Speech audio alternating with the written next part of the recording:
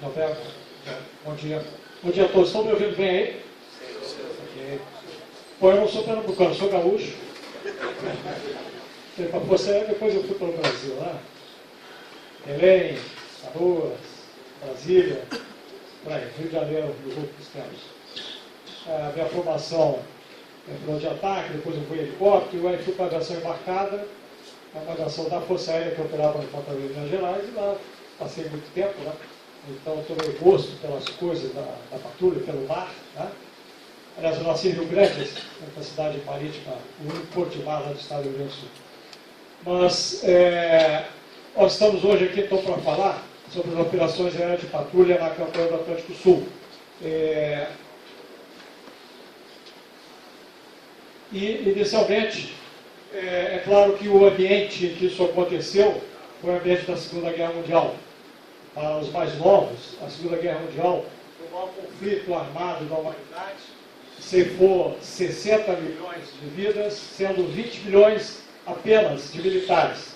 Então, isso dá para ter uma ideia do custo social, né, econômico e de toda a natureza que foi aquele conflito.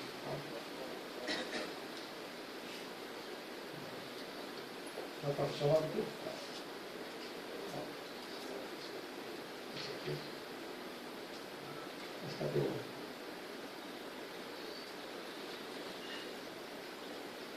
Tá.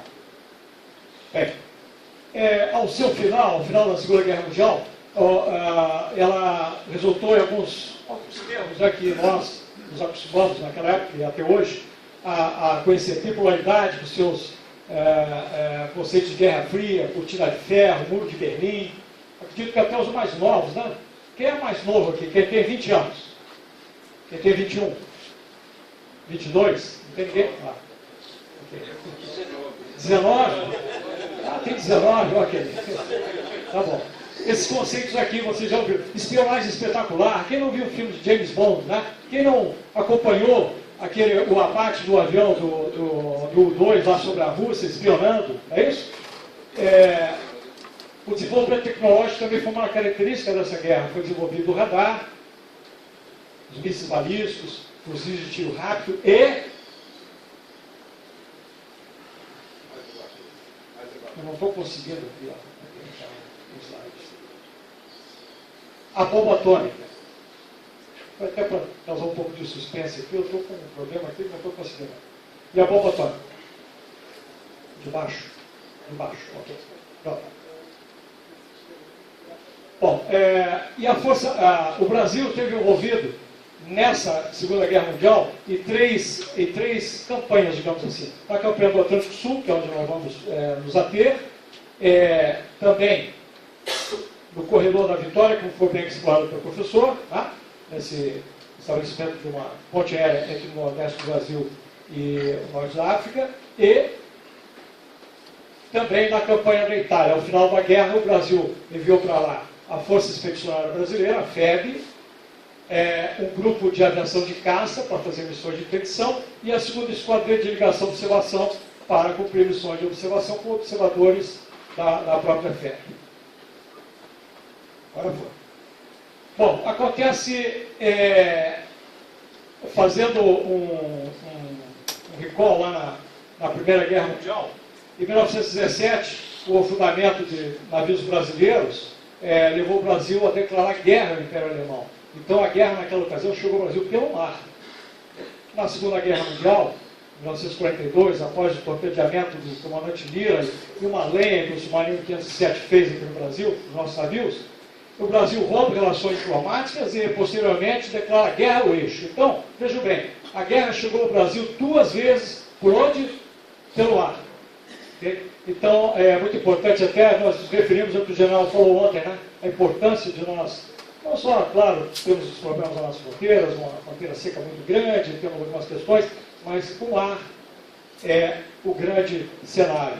E nós, militares, nós, combatentes, devemos estar sempre de olho.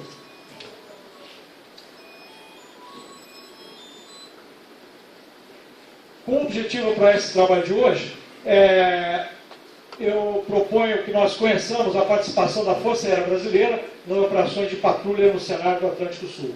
Eu vou falar sobre Alguns antecedentes rápidos sobre a Segunda Guerra Mundial, falar sobre o cenário estratégico, qual era o cenário, então, naquela ocasião, né, para o nosso estudo, algumas ações estratégicas que foram estabelecidas para enfrentar aquela situação, algumas operações aéreas, que seria, digamos assim, o principal da nossa apresentação, algumas missões brasileiras notáveis. Eu botei notáveis não por serem famosas, mas notáveis porque cada uma dessas missões teve alguma coisa de especial no emprego da aviação. E alguns aspectos relevantes dessa campanha do Atlântico Sul, e uma breve conclusão.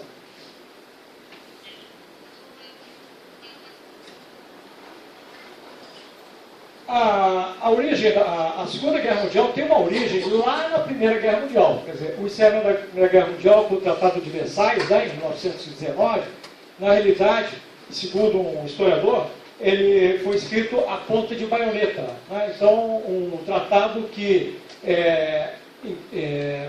dava perda territorial à Alemanha, dava grandes limitações ao seu exército, às suas forças armadas, indenização pelos prejuízos causados, e o reconhecimento da independência da Áustria.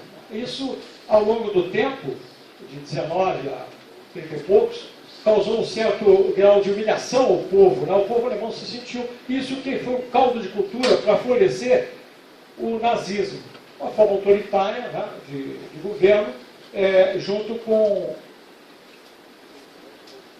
Está faltando aqui um item que eu coloquei, mas eu acho que está na outra versão.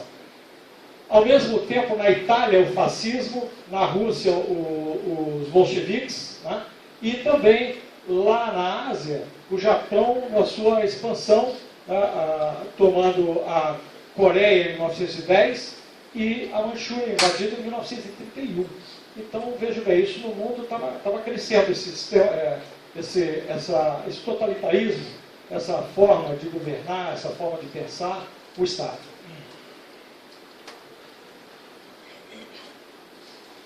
O Japão, como eu já disse, foi expandido e invadiu a Manchúria em 1931. Em 1936, a Alemanha, Japão e Itália fazem um pacto anticomunista. Daí vem a expressão do eixo, era o eixo anticomunista. Okay? Em 1939, então, aí começa a guerra. A Alemanha invade a Polônia, a Itália adere, e a Inglaterra e a França, então, declaram guerra a eles. Vamos ver, então, como é que fica esse cenário estratégico do nosso ponto de vista aqui para o nosso estudo. Era o seguinte. Ao norte da África, como já foi bem explicado, tomada já a França e a Holanda, né, os alemães e italianos estavam aqui se estabelecendo firme no norte da África. De interesse nosso aqui, essas setas, na realidade, poderiam ter duplo sentido, né? Mas havia um intenso tráfico marítimo, né, de trânsito de bens e pessoas e materiais entre o Brasil e os Estados Unidos e dali para o suporte à Inglaterra. Os Estados Unidos ainda não estavam em guerra, mas estavam apoiando seus irmãos, como isso aí acontece. O Brasil sempre dependeu, como já foi bem colocado aqui, de importação e exportação. Quem não lembra, pequeno não lembra, mas tudo era em inglês lá. Né? Meu pai tinha bicicleta inglesa, as motocicletas eram inglesas, os carros eram ingleses, não é isso? As coisas alemãs, a máquina de costura, vinha da Suécia. Então, realmente o Brasil dependia muito de importação e também exportação de quartos, né? Minérios, o desenvolvimento do radar e as coisas eletrônicas dependiam desse material do qual nós éramos abundantes fornecedores. Então, havia esse tráfego marítimo a proteger. E também, o problema aqui desse, a pilha, ok. E também o tráfego marítimo trazia produtos da Ásia para o apoio alemão. Okay? E aí, então, a Alemanha decide deslocar os seus submarinos para atacar todo esse trânsito marítimo aqui. Esse era o cenário estratégico da ocasião. E aí surge, então, o nosso grande problema, o submarino. Tá? Nós temos um submarino, está fora da água, um torpedo lá atingiu alguns navios. O Brasil era neutro. Segundo a professora Valquíria, uma fonte que eu fui buscar, ela chamou de equidistância pragmática. Né? Então já foi explicado aqui pelo professor. como é que eram as posições do governo, as posições das autoridades, né? Misturando política com a doutrina do emprego das nossas forças. As nossas forças armadas, Marinha, Exército, Aeronáutica ainda não existia, né? Não tinha sido criada ainda, estavam debilitadas necessitando de aeronaves, etc., equipamentos. Em setembro de 1939, então, no Panamá, acontece a primeira reunião de consulta dos ministros de Relações Exteriores, e onde fica estabelecido o seguinte: o mar continental neutro e livre de ações de guerra, uma zona de exclusão de 300 milhas. Em 40, já na segunda reunião de consulta dos ministros de Relações Exteriores, essa declaração 15, ela trata de assistência recíproca e cooperação para a defesa das nações americanas. E ela reiterava esse conceito já da primeira reunião. Um atentado de um Estado não americano contra a integridade ou a inviolabilidade do território, soberania ou independência política de um Estado americano seria o que é considerado um ato de agressão contra todos. Okay? Esse princípio ele depois fortificou, acabou sendo, na realidade, a essência do TIA, né? O Tratado Interamericano de Assistência Recíproca, aí vem a Ajuda Interamericana de Defesa, que subsiste até hoje. O Brasil, como eu já falei, dependia de importações e exportações para a sua vida, para o seu progresso. Os Estados Unidos tinham uma dependência de materiais para o esforço de guerra. Os ingleses bloquearam, então, o Golfo de Biscaia. E fazendo esse bloqueio, onde estavam os submarinos alemães, eles decidem cortar linhas de suprimento para os Estados Unidos. Os livros que nós usamos, tem dois livros muito interessantes aqui, do Brigadeiro Ivo Gastaldoni, Memórias de um Piloto de Patrulha, e do Brigadeiro Teoclésio de Siqueira, Fronteiras, a Patrulha Aérea e o Adeus ao Arco e Flecha. Eles tratam desses assuntos lá com mais profundidade, que o tempo aqui não nos permite avançar. Mas eles fizeram consultas aos registros alemães, às ordens de missão, aos planejamentos, e realmente houve essa decisão de trazer os submarinos para cá. Então aconteceu que 13 navios brasileiros foram afundados no Caribe e costa dos Estados Unidos. E aí acontece para o mais desavisado uma coisa de surpresa, mas quando formos estudar a Guerra do Pacífico, né, que é um outro capítulo enorme, nós vamos ver que os japoneses tinham toda a razão, quer dizer, tinham uma motivação para, em dezembro de 41, atacar Pearl Harbor. Né?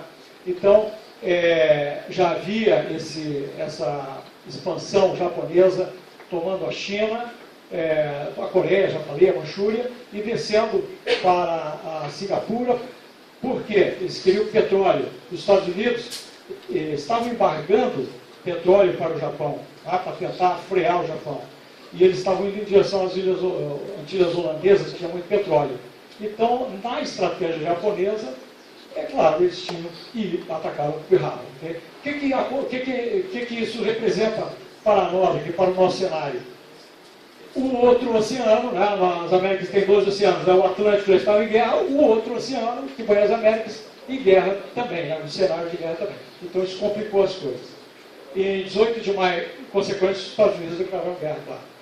Em 18 de maio de 42, o submarino Barbarigo torpedeia o mercante Comandante Lira aqui no litoral do Ceará. Veja bem, o Brasil não estava em guerra. Né? E eu botei aqui mais uma vez, a guerra chegava ao Brasil pelo mar.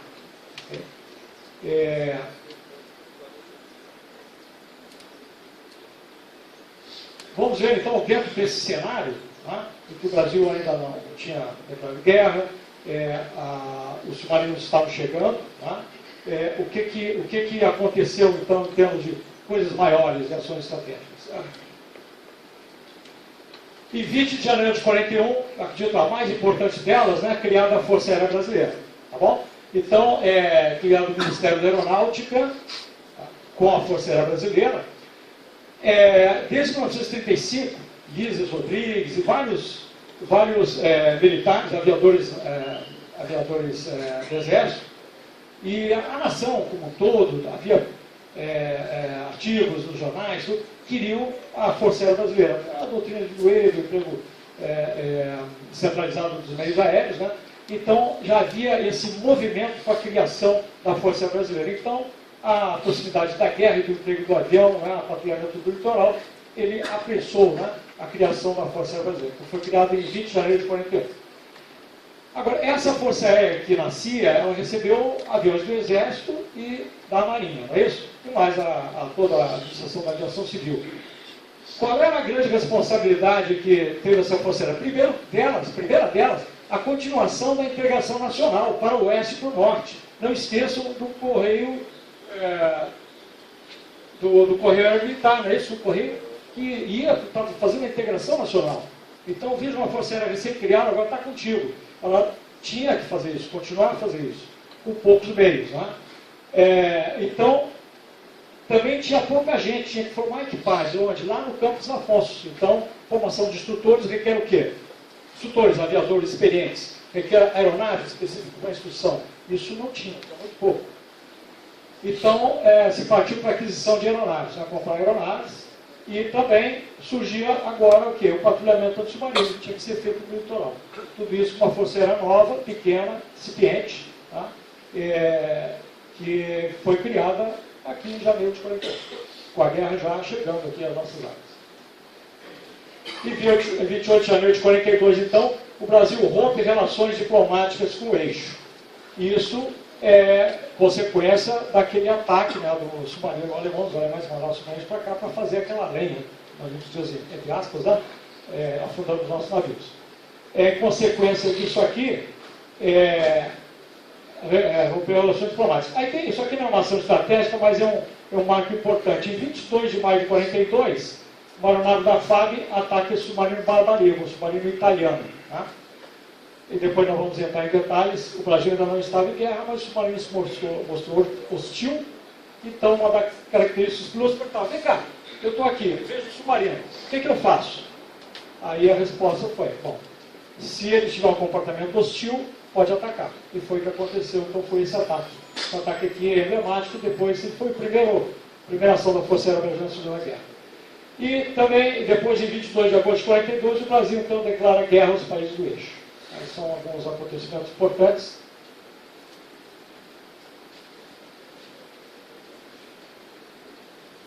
Ok.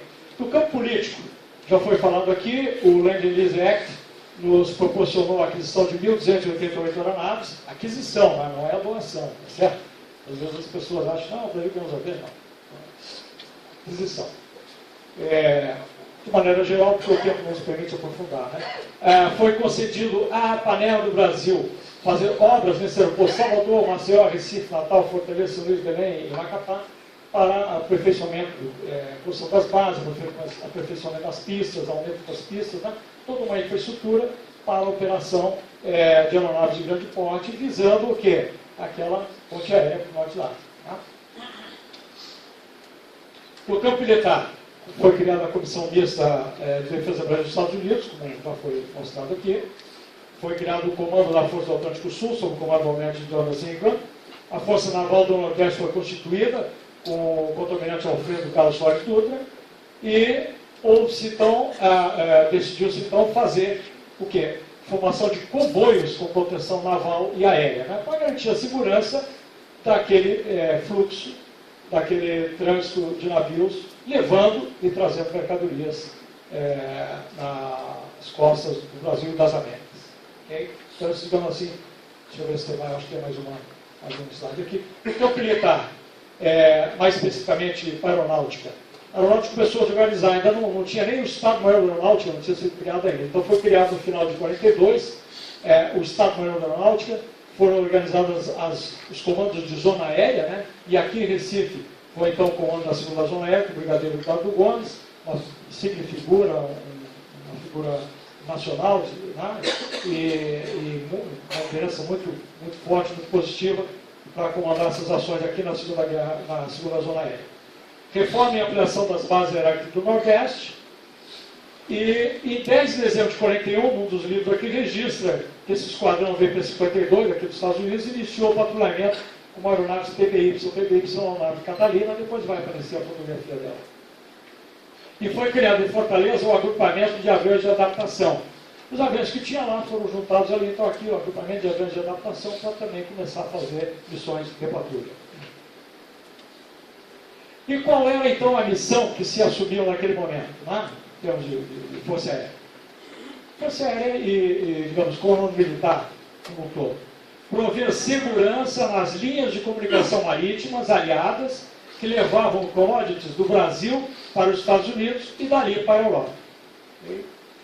Cortar as linhas de suprimento nazistas que vinham da Ásia, contornando o cabo e segundo o rumo norte em direção à Europa, né? Aquela linhazinha vermelha, aquela seta vermelha que nós mostramos no outro mapa. E bloquear a possibilidade de avanço inimigo pelo Atlântico até o saliente nordestino e dali até o canal de Panamá, como muito bem foi mostrado aqui pelo professor. Então, isso mais ou menos era, mais ou menos não, era o que se deduziu como missão para aquela situação. Algumas ações operacionais. Então, em setembro de 42, foi feito um primeiro comboio Salvador-Recife. E aí os aviões que foram fazer essa cobertura foi em B-25, aeronave B-25, aeronave bombardeio, 2 aeronaves T-6. T-6 é um avião monomotor de treinamento, né? Carregava umas bombinhas ali, etc., mas não eram exatamente uma aeronave própria para isso. E o Lockheed Electra é um avião de passageiros, que é o próprio avião do brigadeiro Eduardo Gomes. Ele não foi, ele foi no B-25. Ao longo desses anos, foi em outubro de 43, a criação da USBATU. Alguns chamam o USBATU, mas na verdade é a USBATU, porque é United States Brazil Aviation Training Unit. Unit para nós é unidade, então é a unidade brasileira, Estados Unidos Brasil de treinamento de aviação, tá certo?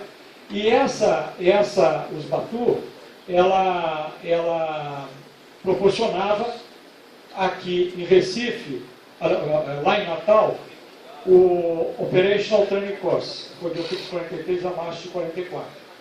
Esse curso, na realidade, ele foi um divisor de águas para a Força Aérea. Né? Como vocês viram, a Força Aérea foi criada assim, né? Com aviões que vieram do Exército, da Marinha, doutrinas diferentes, etc. E nós não tínhamos uma experiência de guerra, né? Não tinha uma experiência de combate.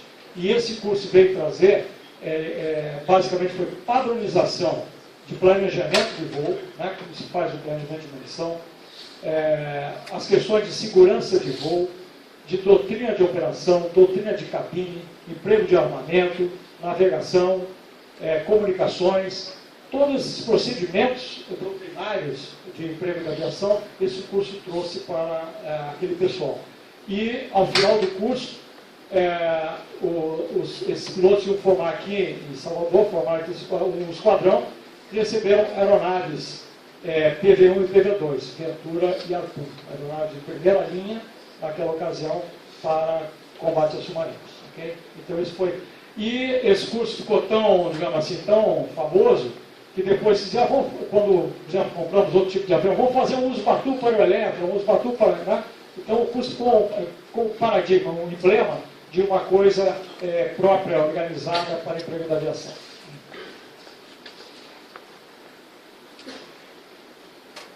Vamos ver, então, algumas operações aéreas que nós achamos importantes aqui para o nosso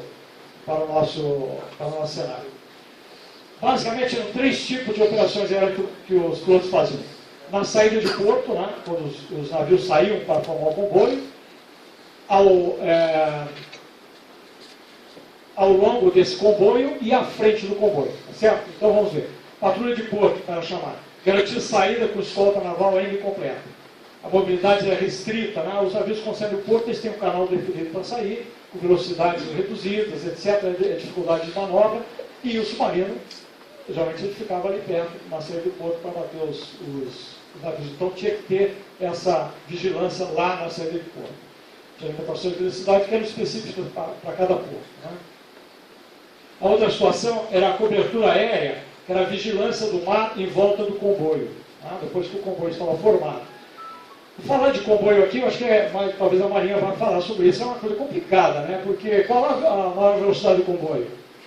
É a menor velocidade, não, é do navio de menor velocidade, não é isso?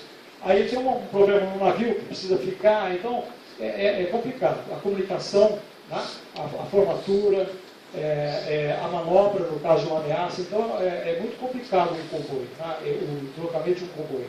E fazer a sua cobertura também requer uma série de cuidados. E qual era o objetivo? Procurar vestígios da presença de submarinos. Né? E a presença das aeronaves também, ela inibia a navegação submarina.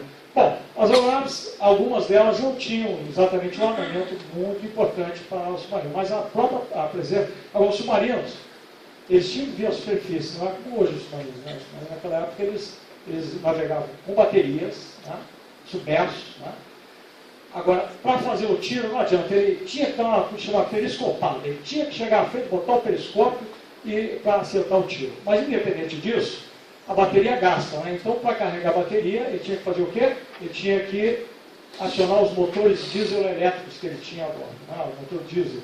Então, diesel é motor a combustão, precisa trocar o ar. Então, ele tinha que ou vir à superfície, ou colocar para fora dois tubos, chamados tubos Schnorkel em alemão. Né? E esse tubo permitia a entrada de ar e saída de exaustão. Né? Então, é uma situação vulnerável do submarino. Ok? Ele tinha um pouco mais de velocidade, mas ele fazia espumas, né? Eles davam a sua presença. Poluição do ar, né? mancha no mar. Então, uma posição vulnerável. Então, a ideia era achar esses submarinos, localizar os submarinos nessa manobra vulnerável deles. Ok.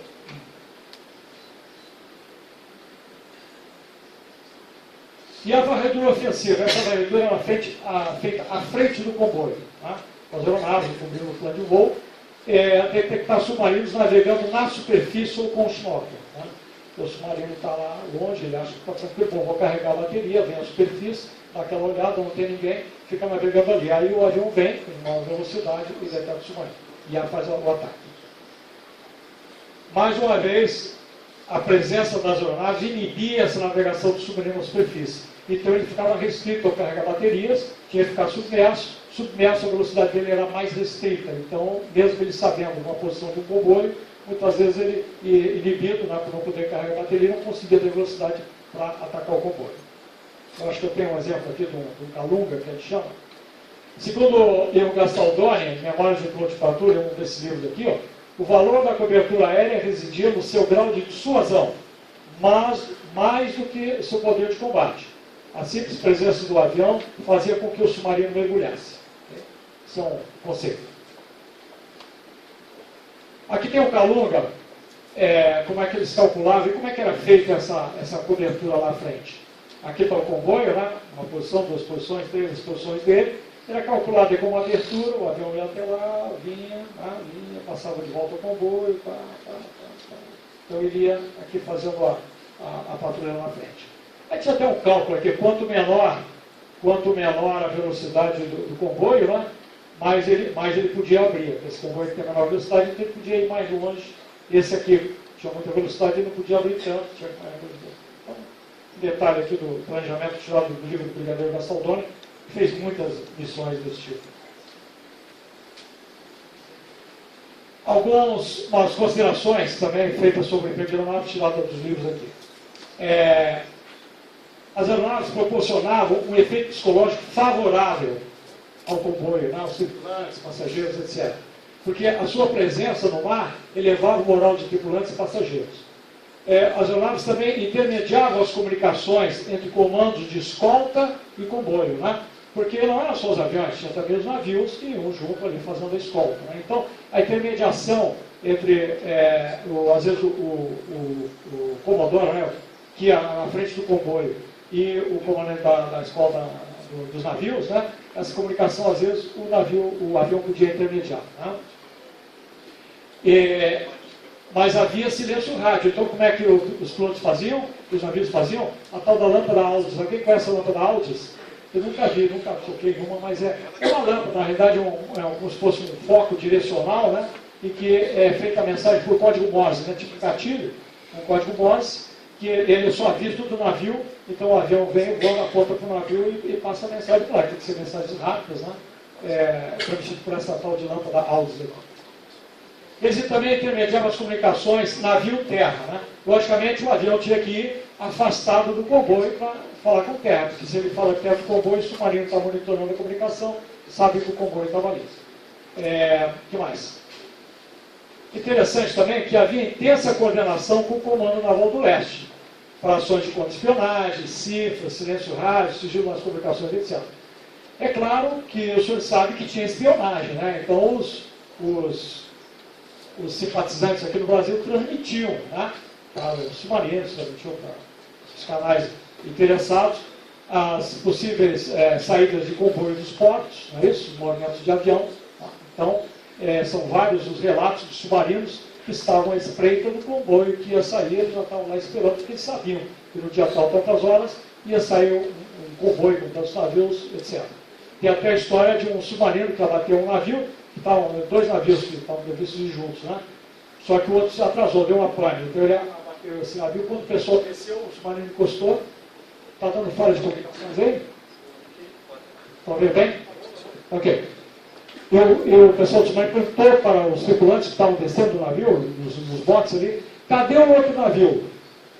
Ok? O nome do outro, cadê o outro navio? Onde é que ele está? Eles sabiam que tinham dois navios juntos. Como? Por inteligência. Diz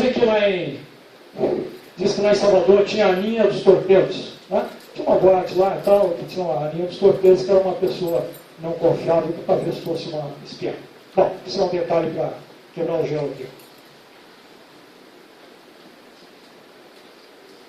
Eu coloquei aqui as missões brasileiras voluntárias, como eu falei, são algumas missões que são importantes. Então, cada uma tem uma coisa de especial. A primeira delas, em primeiro lugar, foi aqui, não foi falado muito, talvez seja mais. Toda essa guerra, todo esse movimento das aeronaves, do patrulhamento, ele era diariamente, diuturnamente divulgado nos jornais. Né? Então, por exemplo, aqui, ó, a FAB atinge o inimigo quando teve o ataque ao submarino, as perdas de vidas, tudo isso era o alvo de reportagens diárias dos jornais. Né? Então, a gente nós estamos falando aqui mais do aspecto técnico, mas se eu tivesse mais tempo, trazia aqui os jornais, já trouxe o professor também, eu trago uma coisa aqui rápida. Mas a imprensa relatava esses episódios, né? Os navios afundados, os náufragos chegando aqui na praia, né? Esfonhados, feridos, toda essa tragédia da guerra chegava e era diariamente noticiado.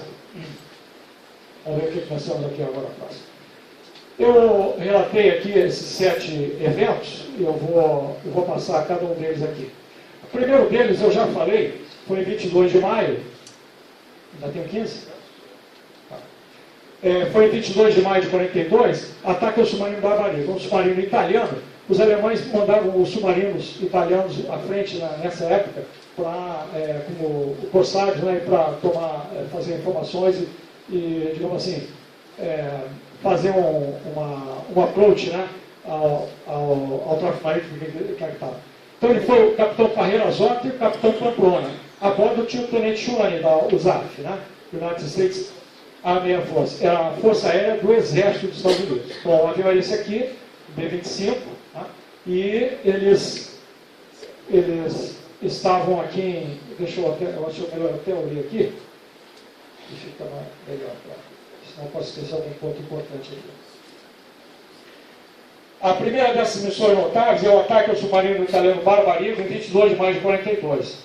Logo ao chegar ao marco territorial brasileiro, seu comandante atacou com torpedos e canhões o mercante brasileiro, comandante Lira, está ali, né? No dia 18 de maio de 42, em um ponto situado a 60 milhas a nordeste do Atol das Rocas. Tá? 4 dias depois, em 22 de maio, às 14 horas, entre Noronha e Rocas, esse avião B-25, ele tendo um piloto, o Carreira Zotti, né, com o Pamplona, eles avistaram o Barbarinho na superfície. Tá? Então, eles decidiram, então, o que fazer. Né? Aí o submarino, o que acontece? O pessoal correu para a superfície, para as metralhadoras e alvejaram o avião, atiraram contra o avião. Aí eles concluíram, bom, comportamento hostil, vamos atacar. Okay? Então eles atacaram com 4 bombas, as bombas caíram curto do alvo, as 4 bombas não acertaram o avião, o submarino. Então ele submergiu e foi embora. Mas foi o primeiro ataque, é o batismo de fogo da Força Aérea Brasileira. Esse dia é o dia da aviação de patrulha, 22 de maio de 42. Na Força Aérea tem várias aviações, né? Aviação de caça, aviação de patrulha, aviação de transporte, aviação de conhecimento, busca, etc. Né? aviação de patrulha, da qual eu sou presidente do pessoal da reserva, da Associação Brasileira. Nós comemoramos esse dia como dia da aviação de patrulha, 22 de maio de 42. Bom, o próximo evento é no dia 22 de maio. Por que eu coloquei 27 de maio? Esse ataque ao submarino Capellini. Ele estava na superfície. O capitão Parrella mais uma vez, atacou com bomba de profundidade, mas só teve resíduo na superfície, ele é considerado não afundado. Por que eu coloquei ele? Porque ele, logo depois, no final do dia, sofreu o segundo ataque pelo capitão Pamplona. Atacou sem sucesso também, e logo nesse dia, pelos registros lá depois pesquisados, ele foi embora para a França. Então foi o último dia dele, sofreu 2 ataques, mas saiu ileso daqui.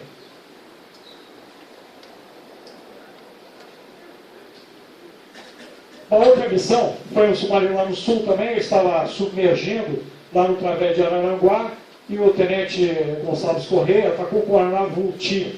O Vulti é um avião que queimou no motor, tinha algumas bombas aqui, mas também ele atacou a baixa altura. E por que eu coloquei aqui? Porque teve avarias na aeronave. Como ele lançou muito baixa a bomba, depois ele sofreu até repreensão lá do comandante, porque ele não cumpriu o envelope previsto para lançar a bomba, então deu algumas avarias na aeronave. Bom.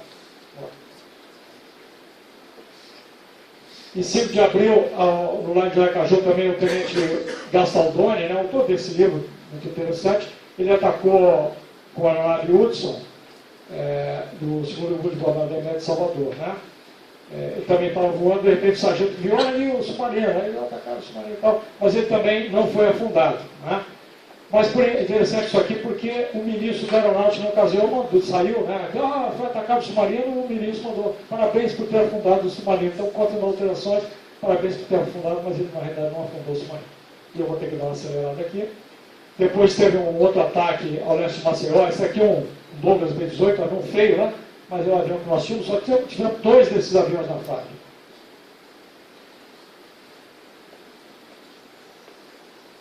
Esse aqui também. Por que eu coloquei esse aqui? Ele também não afundou o avião, mas acontece que em 27 de maio, o que aconteceu? Eu estive pesquisando lá sobre navios afundados. Veja esse navio aqui, no dia 27 de maio, ele foi afundado por quem? Por esse submarino. Então esse submarino que foi atacado, que não foi afundado, 12 dias depois, afundou esse navio aqui. E o afundamento do 199. Esse aqui foi o único afundamento por população brasileira. Então, é um submarino grande, 44 milhas de alcance, capitão e 60 homens de tripulação. Eu vou passar rápido os slides aqui. Olha o lenha que esse submarino fez. Em 43 atacou o Brasil em Buria, bateu uma aeronave PBM, é um dos casos que tem submarino que abateu a aeronave, à noite ele abateu a aeronave americana, e afundou um navio em Zada em 20 de julho, e também, em 20 de julho, afundou um navio Charles Pig, a 50 metros do sul do Rio. Esse submarino estava esperando uma saída de um comboio lá do Rio de Janeiro. Então, o que aconteceu com ele? Ele foi avistado pelo tenente Schmidt, que estava fazendo a saída de porto. Então, aqui, esse aqui é o rumo do submarino aqui. Ele atacou com bombas aqui, não teve sucesso, 4 bombas mais 2, e também com as metralhadoras do avião. Aí foi acionado da base do Galeão o tenente Schnorr, que decolou lá com o Kid A-28 Hudson, veio aqui, transversal, largou 2 bombas, caíram curtas, e também com metralhadoras .30 do nariz do avião. E aí, finalmente, então, veio o tenente Martins Torres, que estava lá, fazendo aquela busca lá, à frente do comboio, lá na altura de Cabo Frio, veio para lá e, então, atacou o submarino com 4 bombas diretamente no submarino. Esse submarino é um caso típico, esse aqui é a fotografia real do afundamento, do ataque. Os náufragos, jogaram botes depois para os náufragos, falta um minuto só. Os náufragos serem interrogados aqui em Recife, depois foram para os Estados Unidos. E o avião Arará, esse avião recebeu o nome de Arará, que foi batizado com o nome do capitão de um navio que aquele submarino afundou. Foi batizado pela filha do comandante do navio. Foi uma cerimônia muito bonita no Rio de Janeiro. Bom, E depois teve um outro ataque. Esse aqui é importante porque o submarino alvejou o avião. Né? Então aqui, ó, a barragem de fogo era tão densa que as explosões de granadas davam um cheiro acre na cabine do avião. Os sargentos Ralipasso e o Bento Mirabelli, eles foram feridos por esse aço do avião. Bom, o piloto desse avião, o brigadeiro Toné, ele, com 75 missões de guerra, foi considerado o patrono da aviação, designado, nomeado patrono da aviação de patrulha no Brasil. Bom, alguns aspectos relevantes da campanha, aqui tem os locais de afundamento dos navios, dos navios brasileiros, consta 1.081 vítimas, né? Todos aqui, tem na ordem mais ou menos, começou por lá, tá vendo, Estados Unidos, Caribe, depois veio para cá. 1.081 vítimas. Aqui os locais de afundamento dos submarinos, né? Todos esses aqui são o número dos submarinos que foram afundados nessa campanha.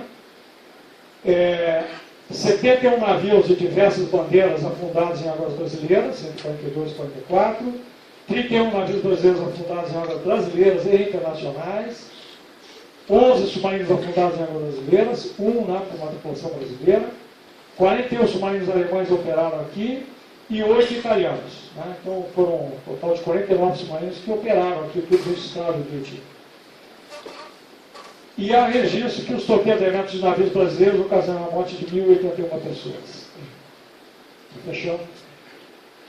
A Cruz de Aviação, fita B, os tripulantes de aeronaves militares fizeram jus foi criada para eles, 1.595 graciados, medalha da campanha do Atlântico Sul, não só para os tripulantes, mas aquelas pessoas que também, na área de apoio, contribuíram para o esforço de guerra.